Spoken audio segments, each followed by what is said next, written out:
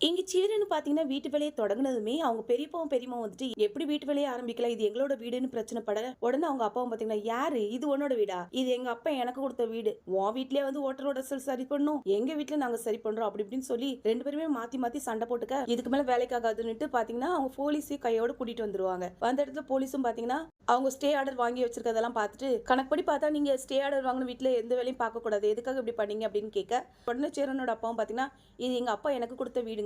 அப்படி இப்படின்னு சொல்லுவாங்க. சரி ஏதாவது ஆதாரம் இருக்கான்னு கேட்க, ஆதாரம் இருக்கே. ஆனா இப்ப எங்க இருக்குன்னு தான் தெரியாதுன்னு சொல்லுவாங்க. இதெல்லாம் வச்சு ஒண்ணும் பண்ண முடியாது. எந்த வேலையும் செய்யக்கூடாதுன்னு சொல்லுவாங்க. ஆனா நம்ம சேரனோட அப்பா பாத்தீங்கன்னா போலீஸ் பேச்சே கேட்காம மாத்தி மாத்தி அவங்க தங்கச்சிக்கிட்டு சண்டை போட்டுக்கிட்டு இருக்கத பார்த்துட்டு, நானும் குடும்ப பிரச்சனையை பேசி தீர்த்துக்குவேன்னு பார்த்தேன். இது முடியாது போல இருக்கே. எதுவா இருந்தாலும் இந்த வீடு யாருக்கு சொந்தங்கிறத முடிவு பண்ணிட்டு, அதுக்கப்புறம் நீங்க இந்த வீட்டுக்கு வாங்க. அதுக்கு முன்னாடி நாங்க இந்த வீட்டை சீல் வைக்க போறோம். நீங்க எல்லாரும் இந்த வீட்டை காலி பண்ணுங்கன்னு சொல்லிடுவாங்க. பாக்குற நமக்கே, அடே இந்த ஓட்ட உடசல சரி பண்றது ஒரு குத்தமாடா, இதுக்காவாடா வெளியே போக சொல்லுவீங்க அப்படின்னுட்டு நமக்கே தோணும்.